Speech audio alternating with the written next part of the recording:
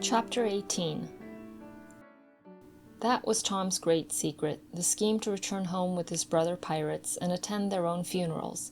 They had paddled over to the Missouri shore on a log at dusk on Saturday, landing 5 or 6 miles below the village. They had slept in the woods at the edge of the town till nearly daylight, and had then crept through back lanes and alleys, and finished their sleep in the gallery of the church among a chaos of invalided benches.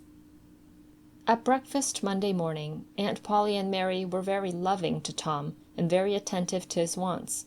There was an unusual amount of talk. In the course of it, Aunt Polly said, "Well, I don't say it wasn't a fine joke, Tom, to keep everybody suffering most a week so you boys had a good time, but it is a pity you could be so hard-hearted as to let me suffer so. If you could come over on a log to go to your funeral, you could have come over and give me a hint some way that you weren't dead, but only run off." "Yes, you could have done that, Tom," said Mary, "and I believe you would if you had thought of it." "Would you, Tom?" said Aunt Polly, her face lighting wistfully. "Say now, would you, if you'd thought of it?" Well, I don't know. 'Twould have spoiled everything." "Tom, I hoped you loved me that much," said Aunt Polly with a grieved tone that discomforted the boy. "It would have been something if you'd cared enough to think of it, even if you didn't do it." "Now, Auntie, that ain't any harm," pleaded Mary. "It's only Tom's giddy way. He is always in such a rush that he never thinks of anything. More's the pity. Sid would have thought, and Sid would have come and done it, too. Tom, you'll look back some day when it's too late, and wish you'd cared a little more for me when it would have cost you so little." "Now, Auntie, you know I do care for you," said Tom. "I'd know it better if you acted more like it." "I wish now I'd thought," said Tom, with a repentant tone. "But I dreamt about you anyway. That's something, ain't it?" "It ain't much. A cat does that much. But it's better than nothing. What did you dream?" "Why, Wednesday night I dreamt that you was sitting over there by the bed, and Sid was sitting by the wood box, and Mary next to him." "Well, so we did. So we always do. I'm glad your dreams could take even that much trouble about us. And I dreamt that Joe Harper's mother was here." "Why, she was here. Did you dream any more?" "Oh, lots, but it's so dim now." "Well, try to recollect, can't you?" "Somehow it seems to me that the wind blowed the Try harder, Tom. The wind did blow something. Come." Tom pressed his fingers on his forehead an anxious minute, and then said, I've got it now. It blowed the candle." "Mercy on us! Go on, Tom, go on." "And it seems to me that you said, why, I believe that door." "Go on, Tom." "Just let me study a moment, just a moment." "Oh, yes, you said you believed the door was open." "As I'm sitting here, I did, didn't I, Mary? Go on." And then, well, I won't be certain, but it seems like as if you made Sid go and, well, what did I make him do, Tom? What did I make him do?" "You made him, you made him shut it." "Well, for the land's sake, I never heard the beat of that in all my days. Don't tell me there ain't anything in dreams any more. Sarah Harper shall know of this before I'm an hour older. I'd like to see her get around this with her rubbish about superstition. Go on, Tom." "Oh, it's all getting just as bright as day now. Next you said I warn't bad, only mischievous and harum-scarum, and not any more responsible than I think it was a colt or something. And so it was. Well, goodness gracious, go on, Tom." "And then you began to cry." So I did. Not the first time, neither. And then?" "Then Mrs. Harper, she began to cry and said Joe was just the same, and she wished she hadn't whipped him for taking cream when she throwed it out her own self." "Tom, the spirit was upon you. You was a prophesying. That's what you was doing. Land alive, go on, Tom." "Then Sid, he said, I don't think I said anything," said Sid. "Yes, you did, Sid," said Mary. "Shut your heads and let Tom go on. What did he say, Tom?" I think he said he hoped I was better off where I was gone to, but if I'd been better sometimes. There, do you hear that? It was his very words." "And you shut him up sharp." "I lay I did. There must have been an angel here. There was an angel there, somewheres. And Mrs. Harper told about Joe scaring her with a firecracker, and you told about Peter and the painkiller. Just as true as I live." And then there was a whole lot of talk about dragging the river for us, and about having the funeral Sunday, and then you and old Miss Harper hugged and cried, and she went. It happened just so. It happened just so, as sure as I'm a-sitting in these very tracks. Tom, you couldn't told it more like if you'd a-seen it. And then what? Go on, Tom. Then I thought you prayed for me, and I could see you and hear every word you said, and you went to bed, and I was so sorry that I took and wrote on a piece of sycamore bark, "We ain't dead, we are only off being pirates," and put it on the table by the candle, and then you looked so good, laying there asleep, then I thought I went and leaned over and kissed you on the lips. Did you, Tom, did you? I just forgive you everything for that. And she seized the boy in a crushing embrace that made him feel like the guiltiest of villains. It was very kind, even though it was only a dream, Sid soliloquized just audibly. Shut up, Sid. A body does just the same in a dream as he'd do if he was awake. Here's a big millum apple I've been saving for you, Tom, if you was ever found again. Now go along to school. I'm thankful to the good God and Father of us all I've got you back, that's long-suffering and merciful to them that believe on him and keep his word, though goodness knows I'm unworthy of it. But if only the worthy ones got his blessings and had his hand to help them over the rough places, there's few enough would smile here or ever enter into his rest when the long night comes. Go along, Sid, Mary, Tom, take yourselves off. You've hindered me long enough. The children left for school, and the old lady to call on Mrs. Harper and vanquish her realism with Tom's marvelous dream. Sid had better judgment than to utter the thought that was in his mind as he left the house. It was this: pretty thin, as long a dream as that, without any mistakes in it. What a hero Tom was become now! He did not go skipping and prancing, but moved with a dignified swagger, as became a pirate who felt that the public eye was on him. And indeed it was. He tried not to seem to see the looks or hear the remarks as he passed along, but they were food and drink to him. Smaller boys than himself flocked at his heels, as proud to be seen with him and tolerated by him as if he had been the drummer at the head of a procession or the elephant leading a menagerie into town. Boys of his own size pretended not to know he had been away at all, but they were consuming with envy, nevertheless. They would have given anything to have that swarthy, sun-tanned skin of his, and his glittering notoriety, and Tom would not have parted with either for a circus. At school the children made so much of him and of Joe, and delivered such eloquent admiration from their eyes, that the two heroes were not long in becoming insufferably stuck up.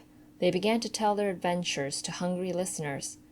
But they only began. It was not a thing likely to have an end, with imaginations like theirs to furnish material. And finally, when they got out their pipes and went serenely puffing around, the very summit of glory was reached.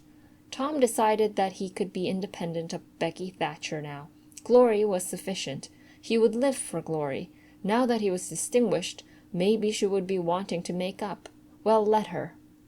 She should see that he could be as indifferent as some other people. Presently she arrived. Tom pretended not to see her. He moved away and joined a group of boys and girls and began to talk. Soon he observed that she was tripping gaily back and forth with flushed face and dancing eyes, pretending to be busy chasing schoolmates and screaming with laughter when she made a capture. But he noticed that she always made her captures in his vicinity, and that she seemed to cast a conscious eye in his direction at such times too. It gratified all the vicious vanity that was in him, and so, instead of winning him, it only set him up the more and made him the more diligent to avoid betraying that he knew she was about. Presently she gave over skylarking and moved irresolutely about, sighing once or twice and glancing furtively and wistfully toward Tom. Then she observed that now Tom was talking more particularly to Amy Lawrence than to anyone else. She felt a sharp pang and grew disturbed and uneasy at once. She tried to go away, but her feet were treacherous and carried her to the group instead. She said to a girl almost at Tom's elbow, with sham vivacity, "Why, Mary Austin, you bad girl, why didn't you come to Sunday school?" "I did come. Didn't you see me?" "Why, no. Did you? Where did you sit?" "I was in Miss Peters' class, where I always go." "I saw you." "Did you? Why, it's funny I didn't see you. I wanted to tell you about the picnic." "Oh, that's jolly. Who's going to give it?" "My ma's going to let me have one." "Oh, goody. I hope she'll let me come." "Well, she will. The picnic's for me. She'll let anybody come that I want, and I want you." "That's ever so nice. When is it going to be?" "By and by. Maybe about vacation." "Oh, won't it be fun? You going to have all the girls and boys?" "Yes, every one that's friends to me, or wants to be." And she glanced ever so furtively at Tom, but he talked right along to Amy Lawrence about the terrible storm on the island, and how the lightning tore the great sycamore tree all to flinders, while he was standing within 3 feet of it. "Oh, may I come?" said Grace Miller. "Yes."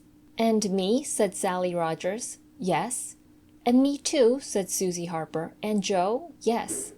And so on with clapping of joyful hands till all the group had begged for invitations but Tom and Amy. Then Tom turned coolly away, still talking, and took Amy with him.